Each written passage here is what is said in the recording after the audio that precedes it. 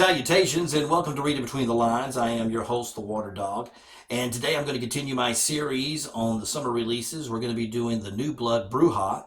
Before that, I have a few announcements I want to go ahead and throw at you real quick. The first one is please don't forget to hit that subscribe button. It means a whole lot to me when you do that, and I appreciate it. Yeah. The second thing is I've got a correction. Normally, I try to correct when somebody gives me a correction, I can edit it out of the video that's already online. But for this one, I can't. So when I did the Banu Hakim, I want to thank Randall Rutsum. I hope I'm saying his name right. Randall Rutsum. He was the first one to chime in to remind me that you cannot put a target vitals on a theft of a tie. He is correct. You cannot put a target vitals on a theft of a tie. The good news for me is I got away with that for about 2 weeks. So, nobody called me on it.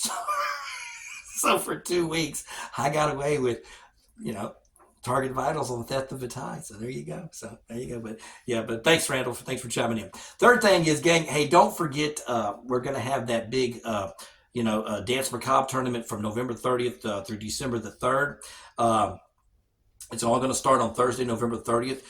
If you're out there for lunch, you can have lunch with the Water Dog at 12 o'clock. And then after that, we're going to have casual play until, 4 or 5 o'clock in the morning until we just get tired and I just lock the place up, that type of thing. We're going to be playing all day, all night, casual, have a lot of fun. So try to get out there Thursday if you can. Friday, December the 1st, once again, we're going to have lunch, then casual play. And then at 6 o'clock, we have our first tournament, the first dance. It's a 2-round tournament. Each round will be 2 hours and the final will be time. And then at midnight, we're going to have our casual tournament, our one vampire tournament, and that'll be 2 rounds, 90 minutes each, no final. Just get as many points and have as much fun as you possibly can in, that 3-hour period.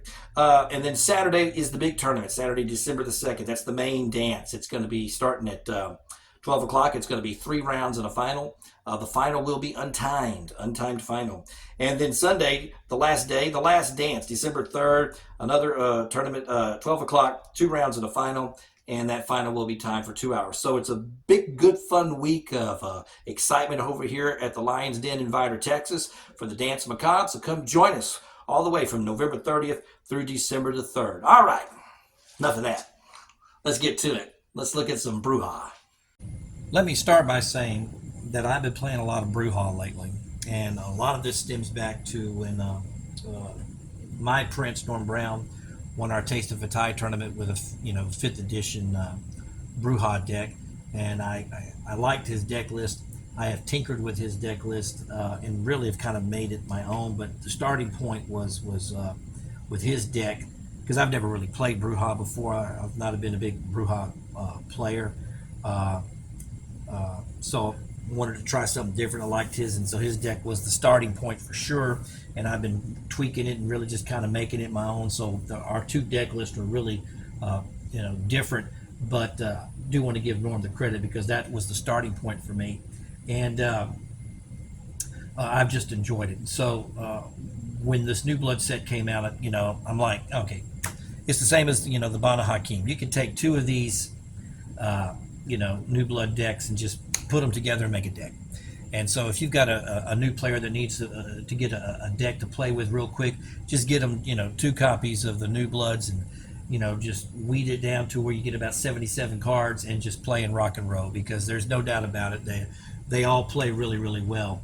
And so I like them. I like them. So let's get to this list of what you're going to get from the New Blood Brujah, right? So let's start with the Crypt. You're going to get 1 copy of Saku of Philemaki. You're going to get 1 copy of Aline Gadecki, 1 copy of Valeria Zinovia, 1 copy of Lamea, 1 copy of Anita Wainwright, and 1 copy of Brandon Grimes. Saku and Anita are your 2 new vampires that you're going to be able to add to your Brujah Crypt. Let's go to the library. Starting with the Master Cards. 3 Brujah Debate, 1 Celerity, 1 Libertas, 1 New Carthage, 1 Oxford University, England, 1 Power Base, Los Angeles, 2 Valanes, or as we like to say in Texas, Valen. Valen. So when I start saying Valen, don't go crazy on me, because I do have this habit. It's tough for me to say it the other way. Valane. Valen. That's the way I've been saying it for a while. All right. Anyway, Go to actions. 2 Child of the Revolution, 3 Line Brawl, 2 Make the Misery, 1 Open War, 2 Public Trust, and of course the Child of the Revolution. That's your new cards right there. No, that's some juicy stuff right there. We'll get to that a little bit later. Political actions. 3 Comboons, 1 Disputed Territory, 1 Neonate Breach. Equipment. 1 Stolen Police Cruiser. That's a good card. Combat cards. 1 Disarm, 3 Diversion, 4 Dust Up, 3 Immortal Grapple, 2 Taste of Vitae. Finally, your reaction cards. 2 Bait and Switch, 5 Organized Resistance, 2 Protection Racket. So it's a typical combat Anarch for your Brujah set of cards, and of course the great reaction cards that you're going to get for Anarchs, those Bait and Switches, Organized Resistance, and Protection Rackets, all really good. But we're going to start with the Crypt. The big thing, of course, is going to be the 2 new vampires that you're going to get, okay? Saku and Anita. That's going to be the 2 cards that you're going to get that's really going to be prevalent to look at. And of course with Saku, you get another Baron. And my goodness gracious, the Anarch Barons that are just floating around, oh my goodness, I love them to death. The Anarch Baron of Helsinki. I love it, man. Saku gets 1 optional maneuver each combat. What a great ability for a combat vampire. You're going to have Inferior Fortitude, Inferior Protean, Superior Celerity, Superior Potence, Superior Presence. 5 great abilities, 5 great Anarch abilities. And so just take away the Brujah abilities, which are all at Superior, by the way. Then you've got 2 excellent Anarch abilities with the Fortitude and the Protean, and especially the Protean. Oh my goodness, because think if you just want to run a Protean Anarch deck, you could. Just a Protean Anarch deck, it's so available to you out there, where that's all you run is just Protean vampires and just go crazy, because Protean is just really good right now. And so Saku does a lot of things for you. All the great Brujah discipline abilities right there at Superior, and then of course those 2 good Anarch abilities. Okay. Then you go to Anita. Anita is a 3 cap Anarch. She's going to have Inferior Celerity, Inferior Presence, but she is Laura Goldman reincarnated. So Laura Goldman, another Anarch at 3 capacity, Inferior Celerity, Inferior Presence, and then now you've got Anita Wainwright. So the nice thing is that if you're trying to run, a lot of vampires, you can run the differences between Laura and Anita.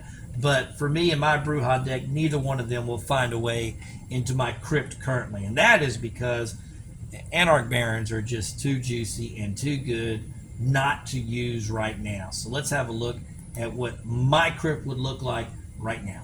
Right now I'm running 2 Saku Philohamaki, 2 Alina Gadecki, 2 Valeria Zinanovia, 2 Lemayu, 2 Etna, if I can say that right, 1 Theo Bell, and 1 Octane. And so that is what my Crypt consists of. One of the things that you notice right away is the fact that they all have all 3 of the Brujah disciplines, okay? All those disciplines. So you got Celerity, Potence, and Presence.